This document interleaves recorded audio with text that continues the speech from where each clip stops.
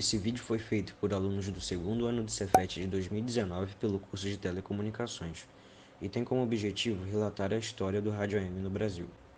Para começar, o rádio é um aparelho de comunicação à distância que recebe e propaga sinais radiofônicos, geralmente a partir de uma emissora que propaga ondas radioelétricas.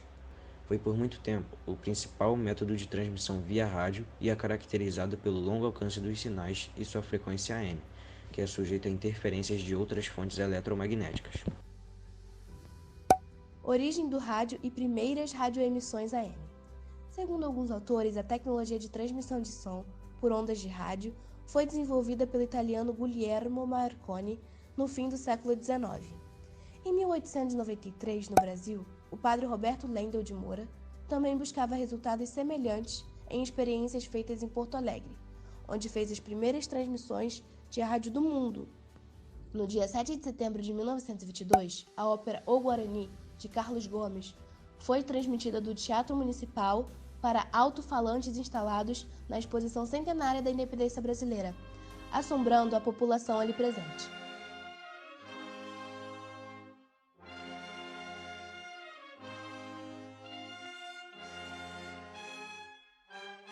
Era o começo da primeira estação de rádio do Brasil, a Rádio Sociedade do Rio de Janeiro, fundada por Edgar Roquette Pinto, em 1923. Essa transmissão é tida como a pioneira no âmbito oficial, porém, a emissão radiofônica pioneira deu-se no Recife, em 1919, através da Rádio Clube de Pernambuco, que existe até hoje no país. Novamente, o pioneirismo da Rádio Clube de Pernambuco apareceu, quando foi realizada a primeira transmissão ao vivo de futebol no Norte e Nordeste. Em 1934, passou a ser dirigida pelo maestro Nelson Ferreira e, em 1950, inaugurou seu primeiro auditório para 200 pessoas. As primeiras transmissões AM de proporção nacional surgiram com a emissora de Roquette Pinto, considerado o pai da radiodifusão no Brasil, que em 1923 fundou a Rádio Sociedade do Rio de Janeiro e que no mesmo ano passou a se chamar Rádio MEC. Fundada por Roquette Pinto, Henrique Morise e outros membros da Academia Brasileira de Ciências da Sociedade da época. Como naquela época o modelo de programação mais próximo do que pretendiam botar no ar era a programação das agremiações literomusicais movidas a palestras e recitais, a Rádio Sociedade do Rio de Janeiro constitui-se como uma agremiação desse tipo, com o diferencial de que podia irradiar os seus saraus. Durante seus 13 anos de existência, a emissora manteve uma programação eminentemente cultural, e demonstrando que cultura também educa, ensinou poesia, literatura e ciências e educou ouvidos para a música de concerto. O rádio brasileiro foi um dos principais responsáveis pela unificação linguística do país. Assim, apesar de transmitir uma programação cultural, a Rádio Sociedade também foi o berço da ideia do rádio educativo. Uma ideia que amadureceu enquanto Roquette Pinto era seu diretor, e que estava pronta quando ele doou a estação ao governo. Em 1936, a nova Lei de Comunicações exigiu que todas as estações aumentassem a potência de seus transmissores. E Roquette Pinto, que dirigia descapitalizada a Rádio Sociedade, descartando a possibilidade de buscar capital na praça e tornar-se um empresário do ramo das comunicações, preferiu doar a emissora ao então Ministério de Educação e Cultura. Mas impôs as condições de que a rádio transmitisse apenas programação educativa e cultural, e não fizesse proselitismo de qualquer espécie, comercial, político ou religioso. De modo geral, a utilização do rádio AM no Brasil inicialmente se deu pelas classes mais elitistas, onde o rádio funcionava sem fins comerciais e com irradiação limitada. Mais tarde que tal aparelho foi fazendo parte da vida de pessoas comuns. A partir dos anos 30, o rádio AM foi evoluindo, e surge a Rádio Nacional, que inovou com seus programas de auditório e telenovelas. Também é feita a Rádio Globo do Rio de Janeiro, onde mais tarde seria o rádio AM mais popular do país, que recuperou o fôlego do rádio, que tinha sido abafado pelo surgimento da televisão. Na época estava vigente a ditadura de Vargas, e o presidente utilizou do poder do rádio para desenvolver uma imagem positiva do governo, associada à cultura e os anseios imediatos do povo.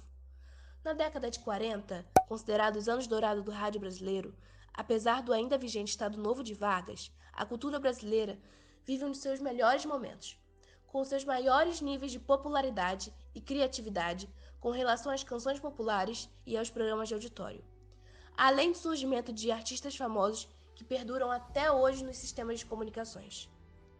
Entre as décadas de 50 e de 80, o rádio AM passa por vários empecilhos e concorrentes, onde obrigam o rádio a terem suas programações alteradas, bem como o crescente uso da televisão por parte da população, que fez com que os programas de auditório migrassem para os canais televisivos. A ditadura militar acabou implementando vários métodos de censura e o constante crescimento da rádio FM, que vinha cada vez mais ocupando seu estado entre os jovens. Além disso, na segunda metade da década de 80, o governo de Sarney impôs concessões de rádios, FM e TVs, para que quem fosse apoiador do governo, com isso, inexperientes, os donos de rádio FM acabavam plagiando programações da rádio AM.